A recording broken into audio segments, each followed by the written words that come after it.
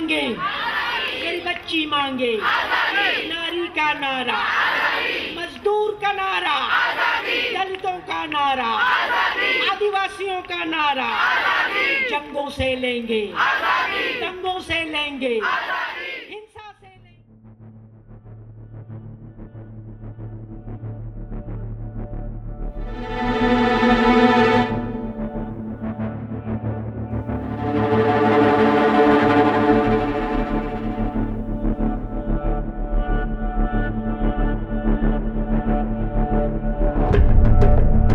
Hello Rukhsar, thank you हमारे साथ इस बातचीत में जुड़ने के लिए। जन परिवार में हुई हिंसा के खिलाफ बहुत कम व्यक्तियों में इस हिंसा की समझ होती है और उससे भी कम लोग इसके बारे में बोल पाते हैं। ऐसे में अपनी आवाज और लोगों तक पहुंचाने के लिए हम आपकी बहादुरी की सराहना करते हैं और इस बातचीत को आगे बढ़ाते हुए मैं जानना चाहती हूँ कि आपकी परिभाषा में एक परिवार क्या है? मेरी परिभाषा में परिवार जहाँ पर माता-पिता, भाई-बहन एक तरह से पूरी फैमिली रहती है।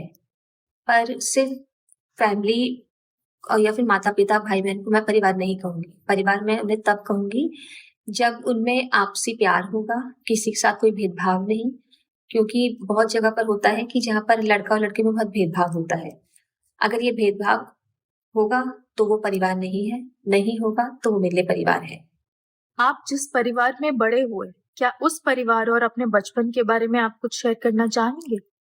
हाँ जी, मेरे परिवार में 3 भाई और 2 बहन थी, यानी कि एक मैं और मेरी छोटी बहन। परिवार में शुरू से ही लड़का-लड़की का बहुत भेदभाव रहा है। मुझे आज भी याद है कि जब मैं मम्मी से दूर हुई, कि मैं फर्स्ट क्लास में थी और उस वक़्त होता था कि पेरेंट्स से पूछकर बच्चे को फेल या पास किया जाता था। मेरे पेरेंट्स भी पूछने के लिए टीचर आए थे, पर पेरेंट्स उस वक़्त गाँव गए हुए थे मुझे लेकर। तो टीचर ने इस बिहाफ़ पर उन्हें मुझे फेल कर दिया। तो जब मम्मी को ये बात पता चली, तो मम्मी ने मुझे बहुत मारा और मुझे अच्छे से याद है कि एक प्लास्टिक की ज्योमेट्री थी, उससे मुझे इतना मारा कि वो मारते-मारते ज्योमेट्री टूट गई, पर उनका मारना नहीं रुका। तो वो दिन था कि मैं मम्मी से दूर हो गई। पर था कि मैं पापा के क्लोज़ हूँ, कहीं न कहीं उनसे अटैच थी, पर उनके साथ हुआ एक इंसिडेंस ने मुझे उनसे भी दूर कर दिया। बचपन में जब पेरेंट्स आते हैं तो वो बच्चे के साथ खेलते हैं, बच्चे भी जाके उनकी गोदी में बैठ जाते हैं। तो एक बार पापा काम पर से आए थे, मेरा भाई मेरे से 1 साल बड़ा है। वो 9 साल का था और मैं 8 साल की थी। पापा आए और वो जाकर एकदम से पापा की गोदी में बैठ गया। मैं सिर्फ़ 5 कदम या 6 कदम की दूरी पर खड़ी थी और मन में मेरे एक फीलिंग्स आ रही थी कि काश मैं भी ऐसे ही पापा की गोदी में जाकर बैठती। जैसे भाई बैठा है, भाई खेल रहा है, पापा उसे प्यार से सहला रहे हैं। तो सडनली जैसे ही भाई उठकर गया, तो मैं भी एकदम से पापा की गोदी में जाने लगी। पापा ने उस टाइम मुझे इतना डाँट कर भगाया और सीधा उन्होंने मुझे बोला कि शर्म नहीं आ रही है, बेशर्म है, लड़की बड़ी हो गई है, फिर गोदी में आकर बैठ रही है। तो मेरे दिमाग में सिर्फ़ एक क्वेश्चन चला, मैं इतनी छोटी हूँ, भाई के साथ भी तो खेल रहे हैं, भाई सिर्फ़ 1 साल बड़ा है, वो अगर छोटा है तो मैं भी छोटी हूँ, अगर वो बड़ा है तो मैं भी बड़ी हूँ। पर सिर्फ़ ये मेरे लिए ही क्यों, कि बड़ी है, बेशर्म है, गोदी में आकर बैठी है। वो दिन था और जब तक मैं अपने घर में रही हूँ तब तक का दिन था। मैं पापा और मम्मी के कभी क्लोज़ नहीं हुई। और ऐसे ही बहुत सारे इंसिडेंट्स थे कि जहाँ पर मुझे टाइम टू टाइम ये बताया गया कि मैं लड़की हूँ, मैं मर भी गई तो कोई फ़र्क नहीं पड़ेगा। इसी तरह का एक इंसिडेंस मुझे और याद है। हमारे चाचा-ताऊ में और पापा में बहुत अनबन चलती रहती थी ज़मीन-जायदाद को लेकर। 8-10 साल बाद मेरे बड़े पापा घर पर आए थे, ज़मीन-जायदाद के केस चक्कर में ही, कि सुलह हो जाए किसी तरह से। तो एक घेवर नाम की कोई मिठाई होती है, वो घर में लेकर आए थे। मम्मी को और पापा को डाउट था कि उस पर कुछ पढ़वा कर, जैसे मुसलमानों में करते हैं, शायद इस पढ़वा कर लाएँ ताकि वो उनके मतलब मेरे भाइयों को कुछ हो जाए, उनके बेटों को कुछ हो जाए, इसलिए पढ़वा कर लाए। तो वो 13 दिन तक फ्रिज में ऐसे ही रखा रहा। मैं छोटी थी, मुझे घर में खाने-पीने की चीज़ें नहीं मिलती थी, बहुत कम मिलती थी और उनके लिए रोती थी। तो मैं फ्रिज में से चोरी-चोरी नीचे की तरफ से निकाल कर रोज़ खाती थी और इस तरीके से खाती थी कि मम्मी को पता नहीं चलता था। 13 दिन बाद अचानक से मम्मी मेरे पास आई और उन्होंने मुझे मेरे आगे पूरा घेवर का वो पूरा डब्बा रख दिया और कहा कि रुखसार तू ये पूरा खा ले। मैं एकदम से शॉक रह गई। समझ नहीं थी इतनी, पर फिर भी शॉक थी कि जहाँ पर एक बिस्किट के लिए, एक रोटी के लिए, रोटी पे घी लगाने के लिए मुझे इतना सुनाया जाता है कि नहीं ये भाई के लिए है, दूध भाई के लिए है, वहाँ पर मुझे पूरा मिठाई का कैसे दिया जा रहा है? जबकि मुझे पता था कि उसके अंदर ना तो कोई ज़हर मिला है, ना ही कुछ बढ़वा के करा है क्योंकि मैं रोज़ खा रही थी। पर फिर भी मम्मी ने मुझे ऐसे आगे से आकर दिया, मैंने क्लियरली बोला मैं नहीं खाऊँगी। क्योंकि और उस वक़्त भी ये था कि मैंने क्लियर मम्मी को बोला कि मुझे पता है आपके मन में क्या चल रहा है। आपको लग रहा है कि आपके बेटों के लिए इसमें ज़हर मिला कर दिया है, इसलिए आप उनको नहीं खिला रहे हो, क्योंकि मैं मर गई तो कोई फ़र्क नहीं पड़ेगा, मैं नहीं खाऊँगी। तो ऐसे बहुत सारे इंसिडेंट्स हैं जो मेरी लाइफ़ में हुए। रुखसार, जैसे आप शेयर कर रहे हो कि आपकी लाइफ में बहुत सारे इंसिडेंट्स ऐसे हुए जहाँ आपको इक्वल नहीं कंसिडर किया गया फैमिली में, और जहाँ आप फैमिली से एक इंसान जो एक सपोर्ट की उम्मीद करता है कि फैमिली उसको बाकी भाई बहनों के कंपैरेटिवली भी इक्वली ट्रीट करेगी, और आपने ये शेयर किया कि आप 8 साल के थे जब से आपके साथ ये हिंसा शुरू हुई। तो वाइल ग्रोइंग अप, जब पेरेंट्स बहुत ज़्यादा कंट्रोलिंग हो जाते हैं, जब वो एक्सपेक्ट करते हैं कि वो आपसे जो भी बोल रहे हैं वो आपको उनकी हर एक चीज़ माननी है या उनकी हर एक चीज़ की रिस्पेक्ट करनी है, तो ऐसा क्या हुआ जब आपको ये महसूस हुआ कि आपके साथ जो हो रहा है वो हिंसा है और आपको इसके लिए आवाज़ उठानी चाहिए? हिंसा का मतलब तो मुझे नहीं पता था, और इनफैक्ट जब तक मैं घर से निकली हूँ तब तक भी नहीं पता था। बस इतना था कि हाँ, मारपीट हो रही है, भाई के साथ नहीं हो रही है। भाई, पापा, मम्मी सब मिलकर मेरे साथ मुझे मार रहे हैं और शादी के लिए प्रेशराइज़ कर रहे हैं, स्कूल ना पढ़ने के लिए प्रेशराइज़ कर रहे हैं। तो कहीं न कहीं ये सारी चीज़ें चल रही थी।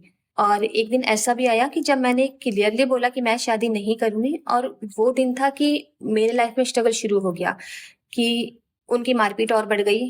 मुझे अभी भी याद है कि अभी घर छोड़ने से पहले 1 साल पहले ही पापा और मम्मी के साथ मेरी रोज़ बहस होती थी शादी को लेकर, क्योंकि मैं भले ही उस घर में रह रही थी, मैं घर से बाहर नहीं निकल सकती थी, पर फिर भी इतनी तो थी कि मैं अपने लिए कहीं न कहीं बोल सकती थी। और मुझे ये भी पता था कि अगर मैं बोलूँगी तो भी मेरे साथ मारपीट होगी, पर फिर भी था कि नहीं, मुझे बोलना है। तो जब मैंने शादी के लिए मना किया, तो रोज़े का टाइम था। उस वक़्त मेरी दवाई चल रही थी, टीबी हो गई थी तो मुझे दवाई चल रही थी, और मेरी दवाई ऊपर वाले कमरे में रहती थी। एक बार मैं ऊपर के कमरे में जाने लगी तो मैंने देखा कि सीढ़ियों पर ना तेल गिरा पड़ा है।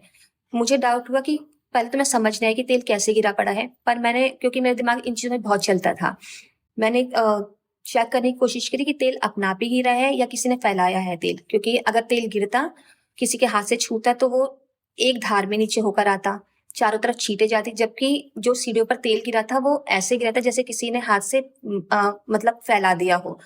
तो मेरी किस्मत वहाँ पर अच्छी थी कि उस दिन शायद मैं कभी भी देख कर नहीं चलती थी। शायद मुझे ये पापा ने, मम्मी ने नोटिस कर लिया था कि मैं सीढ़ी पर देख कर नहीं चलती हूँ, अंधाधुंध चलती जाती हूँ। पर उस दिन अचानक से ही मैंने सीढ़ी पर फ़ोकस किया और मुझे तेल गिरा मिला।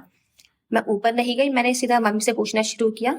मम्मी ने मुझे बताया नहीं कि अपना आप ही गिरा होगा, कोई ले जा रहा होगा ऊपर। तो मैंने उनको एक-एक करके सारे पॉइंट समझाने शुरू किए कि अगर अपना आप ही गिरता तेल तो शायद वो एक धार में आता, ऊपर से लेकर नीचे तक बहता, दीवारों पर छींटे जाती, पर ऐसा कुछ नहीं है। पापा से बोलना शुरू किया, पूछना शुरू किया, पापा ने भी कुछ जवाब नहीं दिया, क्लियरली मना करने लगे। तब मैंने चिल्लाकर ये बात कही कि मुझे पता है कि ये तेल किसने गिराया है, जितनी कोशिश कर लो, आप लोगों की मर्ज़ी कभी पूरी नहीं हो सकती है। ज़्यादा बोलोगे मैं पुलिस में कंप्लेंट कर दूँगी। इतनी चीज़ें मेरे साथ हुई, और इसके कुछ टाइम बाद ही यहाँ जब मैं घर छोड़कर आई हूँ, मॉर्निंग का टाइम था। एक दिन पहले ही मेरी मम्मी से बहस हुई थी शादी को लेकर ही।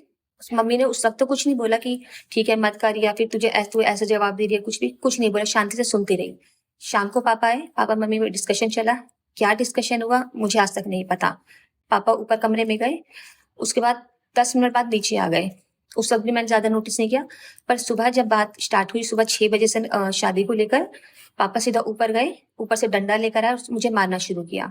और इस तरीके से मुझे मारना शुरू किया कि मैं चिल्ला रही हूँ अपने बचाव में कि मुझे मदद चाहिए, बचाओ करके। तो सारे पड़ोसी भी इकट्ठे हो गए, पर जिस तरह से उसको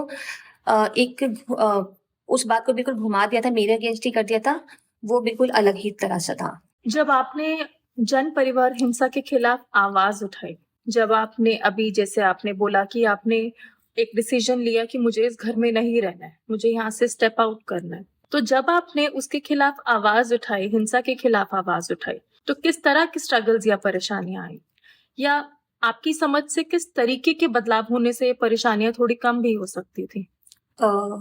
सबसे पहले तो मैं उस बार बात करना चाहूँगी कि मेरे हिसाब से किस तरह के कदम उठाने से चीज़ें कम हो सकती थी, कि अगर पेरेंट्स मेरी बात को समझते, वो सुनते, जिस रीज़न से मैं शादी नहीं करना चाहती हूँ, उस रीज़न के बारे में सोचते, तब शायद ये चीज़ें सँभल सकती थी। ना मुझे घर से बाहर निकलना पड़ता, ना ही जो चीज़ें मेरे साथ हुई वो होता।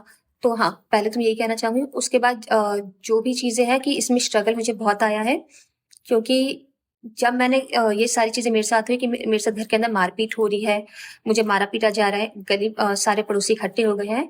तो मेरे घरवालों का दिमाग उस वक़्त इतना तेज़ चला कि उन्होंने मुझे ही इन सब में घसीट दिया कि वो सारी गलती मेरी है।